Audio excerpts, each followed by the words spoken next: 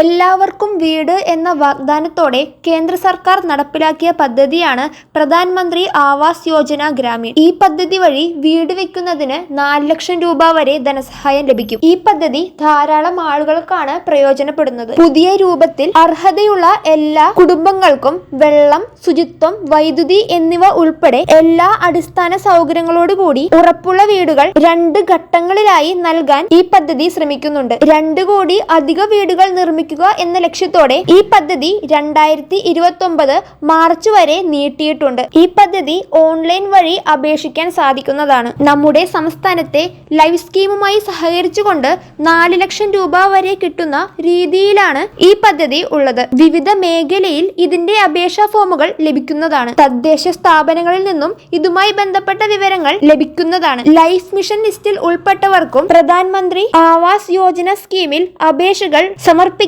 സാധിക്കുന്നതാണ്. എല്ലാ മേഖലയിലും ഇപ്പോൾ അപേക്ഷ നൽകാൻ സാധിക്കില്ല. തിരഞ്ഞെടുക്കുന്ന പഞ്ചായത്തുകളും മുനിസിപ്പാലിറ്റികളും കേന്ദ്രീകരിച്ചാണ് ഇപ്പോൾ അപേക്ഷകൾ സ്വീകരിക്കുന്നത്. അർഹതയുള്ള എല്ലാ കുടുംബങ്ങളിലും പിന്നാക്കം നിൽക്കുന്നവർക്കും ഈ പദ്ധതിയിൽ മുൻഗണന ലഭിക്കും. കൂടാതെ സ്വച്ഛ് ഭാരത് മിഷൻ അല്ലെങ്കിൽ മറ്റേതെങ്കിലും പദ്ധതി വഴി ടോയ്ലറ്റുകൾ നിർമ്മിക്കുന്നതിന് ഓരോ ഗുണഭോക്താവിനും 12,000 രൂപ വരെ സഹായവും ലഭിക്കും. PM ആവാസ് യോജന പ്രകാരം നിർമ്മിക്കുന്ന വീടുകൾക്ക് കുറഞ്ഞത് 25 ചതുരശ്ര മീറ്റർ വിസ്തീർണം ഉണ്ടായിരിക്കണം. ഗുണഭോക്താക്കൾക്ക് ഏതെങ്കിലും അംഗീകൃത ധനകാര്യ സ്ഥാപനത്തിൽ നിന്നും 70,000 രൂപ വരെ ഭവന വായ്പ എടുക്കാനുള്ള ഓപ്ഷനും ഇതിലുണ്ട്. ഈ പദ്ധതി പ്രകാരം അർഹരായ എല്ലാ ഗുണഭോക്താക്കൾക്കും പദ്ധതിയുടെ പ്രയോജനം ലഭിക്കുന്നതാണ്.